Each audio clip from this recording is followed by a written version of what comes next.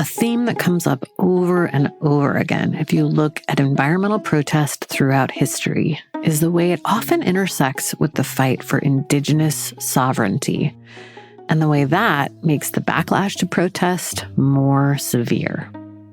From Oceti people in the US, to the Wet'suwet'en in Canada, the Lenca people in Honduras, the Tuhoe in New Zealand, Indigenous-led efforts to stop environmentally harmful projects often help drive wider movements for Native people's rights. And when the backlash comes, efforts to repress environmental activism end up targeting Indigenous rights movements too. This is Nick Estes. I am an assistant professor of American Indian Studies at the University of Minnesota, co-founder of Red Nation. I'm also an enrolled member of the Lower Brule Sioux Tribe. Nick Estes was deeply involved in protests at the Standing Rock Sioux Indian Reservation against the Dakota Access Pipeline, which a lot of people pinpoint as a key starting point of the modern climate movement in the U.S. And it was a really big deal. Thousands of people from all over the world showed up in North Dakota to protest the pipeline and stand up for Indigenous land and water rights. There were celebrities there too, politicians. Alexandria Ocasio-Cortez has cited it as the moment that sort of radicalized her in the climate fight. People camped out for months. They participated in multiple direct actions, and the police response was intense. There was militarized gear and helicopters, attack dogs, private security forces from the pipeline company, and even counterinsurgency tactics that were being used to try to deter and suppress protest. The Standing Rock protests were also explicitly cited when politicians started to pass laws criminalizing protest in the years following it. It became a verb. People said they didn't want to get standing rocked. Despite its significance, Estes sees Standing Rock as more of a continuation of a centuries-long battle for Indigenous sovereignty. This country not only, exported war, but had been sort of founded on a longer war called the U.S. Indian Wars of the 19th century. I would argue that it continued very much into the 20th century, and the manifestations of which are also very prevalent in the way that police agencies throughout the country track, surveil, and police Indigenous-led movements. He also sees it as the culmination of a more recent fight to protect Native land and water rights that had been going on for several years before the Standing Rock protests began in 2016. Back in the early 2010s, I had been getting involved in local tribal politics and things that were happening on the reservations. There were other protests that were going on. The IRS threatened to seize land from the Crow Creek Sioux Tribe, and it was in the middle of a winter. I remember Brandon Sazu, who was the tribal chairman at the time. He later went to Standing Rock. He was in a trailer by himself in the middle of a snowstorm, and we used to go and bring him coffee, and he was on a trailer on that land that they were supposed to seize. Sazu camped out in that trailer to block the IRS from seizing the land it was on. And during those same years, there were various fights over tribal water rights too. There was always a question around the jurisdiction over the river, control of the river, and water rights, especially for the Lakota and Dakota reservations on Mini-Shoshe, the Missouri River. And there was a consciousness around it because the Army Corps of Engineers kind of abolished our jurisdiction and then asserted its own, and then sort of has say over flowage and what kind of erosion prevention are put on the river. And it may seem like sort of a mundane kind of thing, but back in 2011, there was massive flooding in the Missouri River Basin, and the Army Corps of Engineers sort of patted itself on the back and said, hey, we did a really good job managing the floods, and had it not been for these dams, we would have lost lives, and there were no lives lost. But that's actually not true. There were at least half a dozen lives lost on my reservation because of infrastructure being damaged because of floods. So there were these long-standing issues between the tribes and the U.S. government over water rights. And then in 2011, the Keystone XL pipeline united Indigenous opponents in the U.S. and Canada. You had tribes coming from, or First Nations coming from Canada and talking about the destruction of their homelands from a tar sands extraction that was happening in Alberta. And they signed a treaty to protect the sacred down in Nihanktawa country and on the Yankton Reservation, where they all committed, including the Great Plains Tribal Chairmen's Association, which our tribe is party to as well, to prevent tar sands transportation across treaty territories. That's a pretty bold move. I mean, there's like very few things in Indian country that unite grassroots people and tribal chairmen like that we can all kind of agree on. That fight was ultimately successful, but it went back and forth for a decade. Biden just finally canceled the permit for the Keystone XL pipeline in 2021. And of course, 5 years before that, Standing Rock began. Standing Rock is an interesting case because Standing Rock, historically has been united in the sense that it allies itself, the council allies itself with the grassroots people. And so they were, inviting people in. We didn't just show up uninvited. There was a public invitation. And there was a public sort of hosting of people in this particular space. And they found land that was belonging to the Corps of Engineers that, we had never formally ceded to the Corps of Engineers. So when we look at Standing Rock in that context, just by asserting treaty authority, just by asserting our right to exist and to, live by the laws that we determine for ourselves, not somebody from the outside, that becomes a criminal act. It's actually just like criminalizing the Ocheti Shakoi. It's trying to make being a water protector an illegal act. The intense push by the fossil fuel industry to criminalize protest in the wake of Standing Rock was very much in line with how the industry has dealt with Indigenous protest in other countries. So much so that it was a topic of conversation around the fire at one of the Standing Rock protest camps.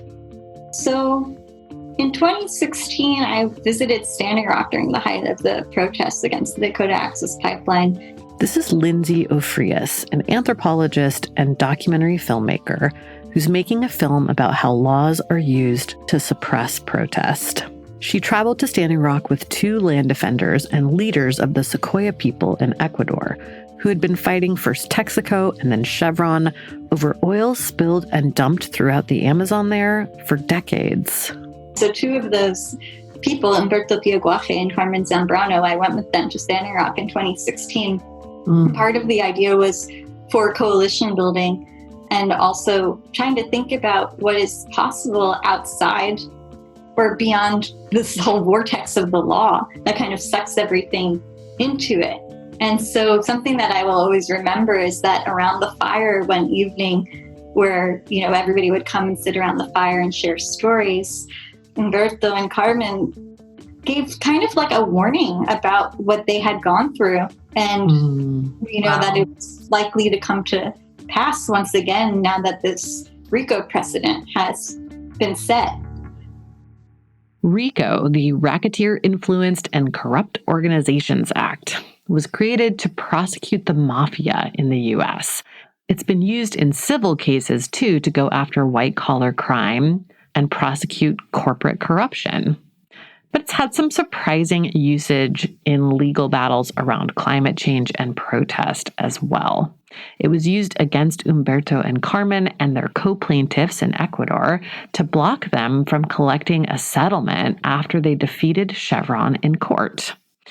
That case stemmed from a decades-long fight with first Texaco and then Chevron.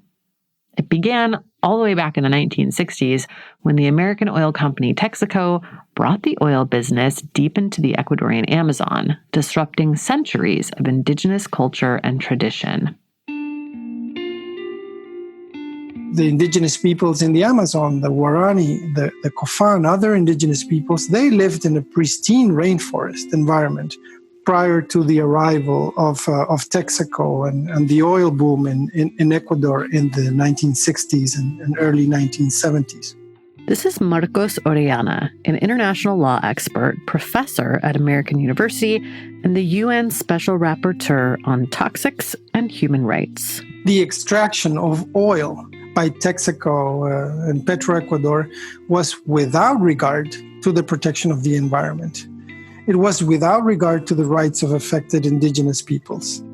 First operated by Texaco, as I mentioned, and then taken over by Petroecuador, oil operations severely impacted indigenous peoples' traditional lands. The oil boom in Ecuador has imposed loss of life, health, territory, and culture. Indigenous peoples have not received reparation for the violation of their rights. When the Sequoia and Cofan tribes banded together with local farmers to sue Texaco, which later became Chevron, for the damage that had been caused in the Amazon, they won. And then the oil company immediately accused them of corruption and collusion and held up the settlement in a decades-long RICO case back in the United States. They have still not collected that settlement. It turns out Humberto and Carmen's warning was prescient. Some 20 years after their ordeal began, a similar thing happened to Standing Rock protesters.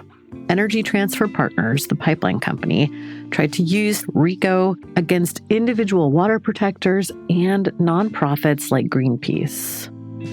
In August of 2017, a suit was filed by Energy Transfer, the company behind the Dakota Access Pipeline, and this was for $300 million for allegedly orchestrating the resistance at Standing Rock. Deepa Padmanabha is Deputy General Counsel for Greenpeace USA. Energy Transfer brought claims under the Federal Racketeer Influenced and Corrupt Organizations Act, or RICO. And as many know, RICO was a law that was created to go after the mafia for organized crime. And what made RICO even more dangerous was that it allowed for the recovery of treble damages. So we were suddenly looking at an almost $1 billion lawsuit. And Energy Transfer was alleging that our advocacy work to uplift indigenous voices at Standing Rock constituted organized crime. But all the court cases and laws that were passed in the wake of Standing Rock could not stop the one thing that oil company executives and right-wing politicians seemed absolutely terrified of: indigenous people and allies of all kinds rising up against them. The subversive nature of being a water protector isn't just because, the Ocheti Xalcoy was leading this, resistance against a pipeline, but they were also creating a sort of universal identity that was grounded in indigenous values, but didn't necessarily mean it was just for indigenous people. Because anybody who walked through the gates of, Ocheti Xalcoy camp or Sacred Stone camp became a water protector by default. Estes says this sort of resistance was prophesied a long time ago. The Black Snake prophecy comes from several sources, but one of them, it has to do with the Minishoshe, the Missouri River. And there were ideas that what they call unchegula or unteji, which are like essentially water monsters, snakes, were kind of banished to the river and then also sort of promised their return. And they would come back as a black snake. And, I don't think a lot of people really fully understood it. And what LaDonna Brave Bull Allard told me is that at one point people thought it was the interstates because they were using a lot of asphalt. But then when the oil pipelines were being built, it was like, oh yeah, this is like, in some ways, like dinosaur blood, So the prophecy, as it was told during these times, would actually unite people in a kind of historic resistance. And it would unite all people, not just the Ocheti Xalcoy. So, as Phyllis Young said, the Hunkpapa Oyate was, the horn of the buffalo, or the horn of the camp circle, the Ocheti Xalcoy, and they would be sort of the vanguard of the nation, but also this movement. I think there is, some truth to that. The connection of the pipeline fights to the fight for indigenous sovereignty really seemed to supercharge the industry's response, which makes sense if you look at how entwined the industry's history has been with colonialism. In his book, Anointed by Oil, historian Darren Dochuk at Notre Dame University chronicled how U.S. oilmen dealt with indigenous nations, both in the U.S. and when they first started to look beyond the country's borders for oil. One key tactic was to connect fossil fuel extraction with religion. These missionaries are pushing into the jungles of the Amazon. They are coming in direct contact with petroleum geologists, for instance, the Standard Oil Company, and they are going to collaborate. They're going to partner in terms of the flow of information. And the information is going to be about the environment. It's going to be about the ecology that they're encountering. It's also going to be anthropological. Both classes of explorers are going to be deeply invested in trying to understand the people that they are encountering in these regions, and all with hopes of trying to get information from them to be able to kind of plumb the earth in a profitable way. So it really accelerates in the 1920s and moving into the 1950s and the Cold War period. This pursuit of black gold is going to be all the more intensified against the backdrop of the Cold War and the fight with communism and the fear that Latin America might lose itself to the great secular communist threat of the Soviet Union. So oil and the pursuit of souls is going to become all the more important. Author, lawyer, and law professor Judith Kimmerling documented similar behavior in the Ecuadorian Amazon in the 1970s. One of the groups, the Baywaeri, they had no contact with the outside world until 1970, and they were subjected to a program of forced contact because after Texaco discovered commercial quantities of oil in Lago Agrio, the company knew that it would want to expand its operations into Guarani territory, and the Guarani who lived in those areas had no contact with the outside world. And so the company collaborated with U.S. missionaries and Ecuador's government to subject the Guarani to a forced contact. The missionaries would get into planes, Texaco's planes. They would fly over the forest. They would look for Guarani houses. I've actually heard reports, too, that they threw dynamite out of the planes to try to scare the Guarani away. And, of course, the missionaries wanted the Guaranis to come live with them in settlements because the Guarani were nomadic, semi-nomadic people. So the missionaries wanted them to live in permanent settlements with the missionaries and become Christian. Texaco just wanted them out of the areas where they wanted to operate. And, the government of Ecuador wanted Texaco to be able to find more oil and extract more oil. What we've seen from Ecuador to Standing Rock, India to Saudi Arabia, Nigeria to British Columbia, is that when indigenous peoples fight back against the plundering of their land, the backlash is swift, often violent, and comes with a huge side of colonialist entitlement. Today, we're going to travel to the Brazilian Amazon, where the Uruauau people are trying to defend the last of their territory from agribusiness and logging. The excellent team behind the National Geographic documentary The Territory have shared footage with us to help tell that story. That's coming up after this quick break. This is Drilled, the real free speech threat. I'm Amy Westervelt. Stay with us.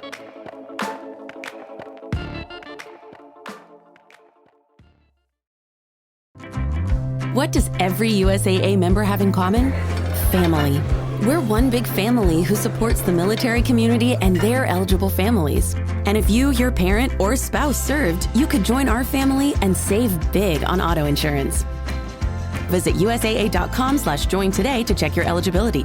Membership eligibility and product restrictions apply and are subject to change. USAA means United Services Automobile Association and its affiliates, San Antonio, Texas. The Abercrombie Kids Summer Sale is in full swing, with up to 50% off select styles for the season. Summer plans, vacation, and camp days are all covered with new dresses, shorts, tees, and swim. Abercrombie Kids has the summer staples they need and the looks that they want to wear. Shop in-store, online, or in the app. Offer applies to select styles as indicated. Discount applied at checkout online. Here at the Almond Joy Factory, where tropical vibes abound, we use soft, fresh-tasting coconut. The crunchiest almonds and delicious chocolate candy. Ah, but do you know what our most important ingredient is? Sometimes you feel like a nut. Sometimes you don't. Almond Joy's got nuts and something even way better than that. Yes, Almond Joy is made with almonds and joy.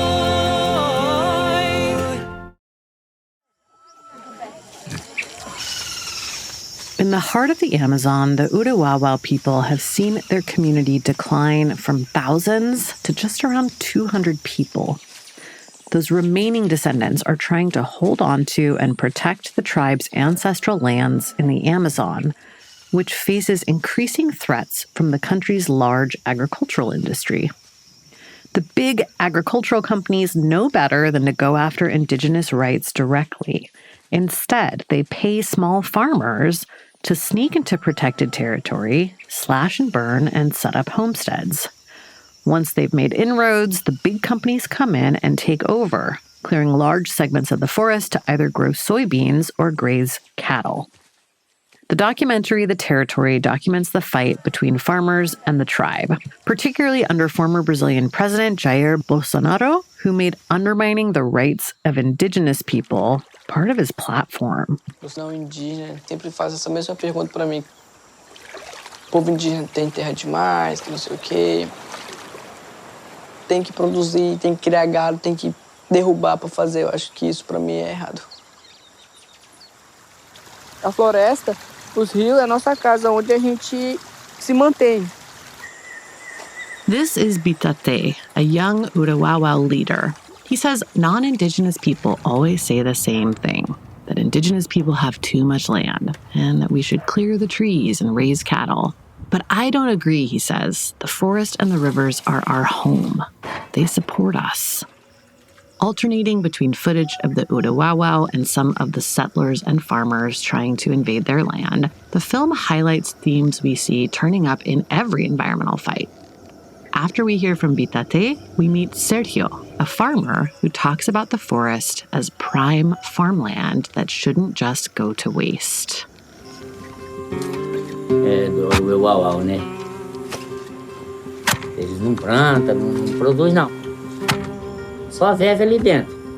The indigenous people aren't doing anything with the land, Sergio says. They're not planting, they're not producing. All they do is live there. Robert Miller, a citizen of the Eastern Shawnee tribe and a professor of Indian law at Arizona State University, says the tension between settlers and indigenous people over living in relationship with the land versus extracting from it has been going on since colonization began.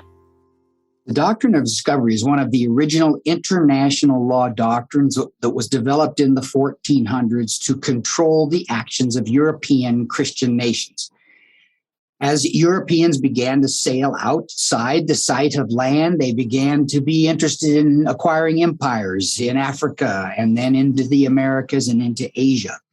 They very rarely found lands that were truly vacant. They were claiming the lands of indigenous peoples in Africa, in the Americas, and in Asia.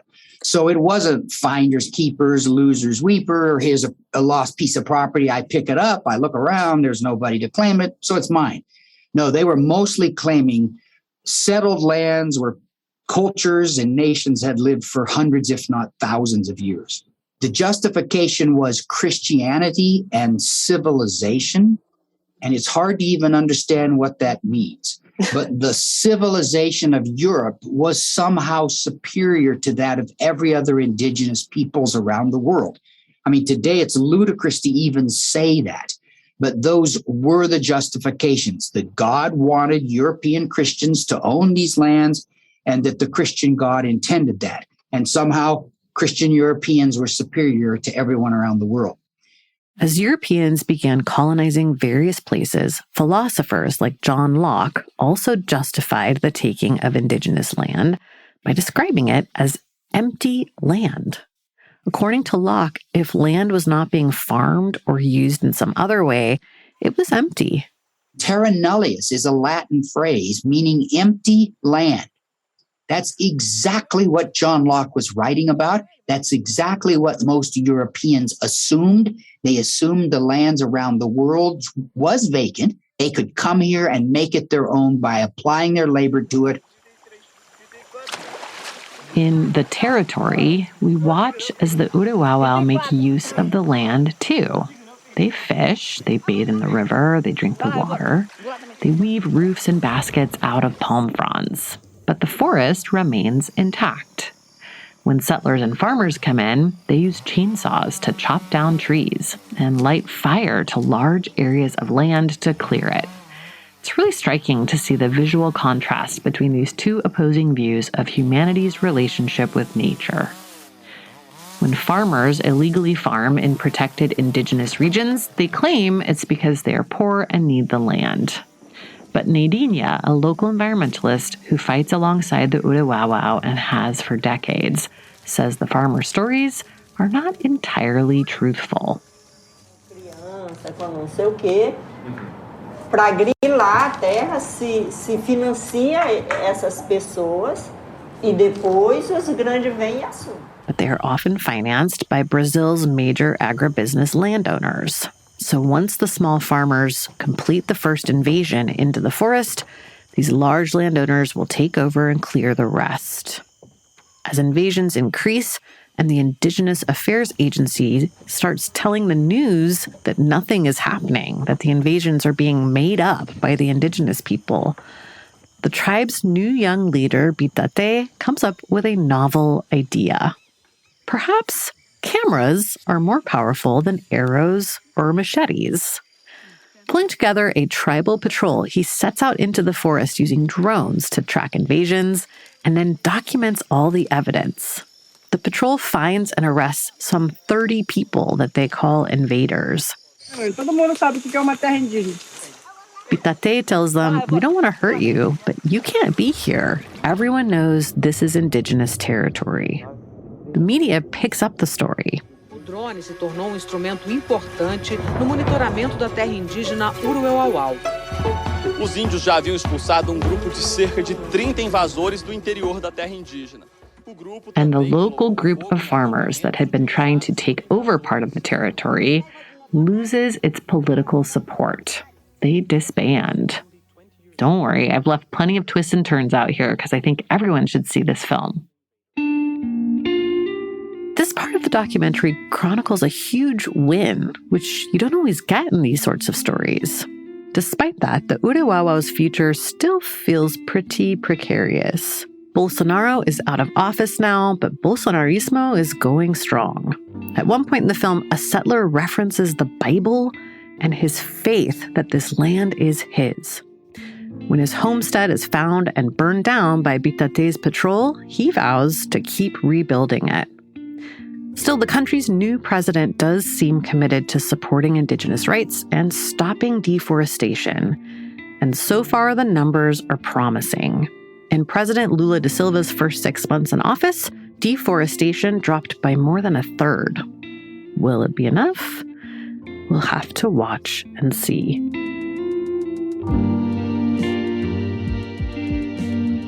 Drilled is an original Critical Frequency production. Our senior editor for this series is Aline Brown. Senior producer and sound designer is Martin Zaltz-Ostwick, who also composed much of the music in this episode. Additional music composed by Peter Duff, who mixed and mastered the episode. Fact-checking by Wudan Yan. Legal review by James Wheaton. The show is reported and written by me, Amy Westervelt. Our artwork is by Matt Fleming. Our theme song is Bird in the Hand by Foreknown. The show was created by Amy Westervelt. You can find additional stories and reporting materials related to this episode and others in this series on our website at drilled.media. You can also sign up for our newsletter there. If you'd like to support the show, you can give us a rating or review wherever you listen to podcasts. It really helps us find new listeners. Share links to our stories or upgrade to a paid newsletter or podcast subscription for access to ad-free, early release episodes and bonus content. Thanks for listening. And we'll see you next week.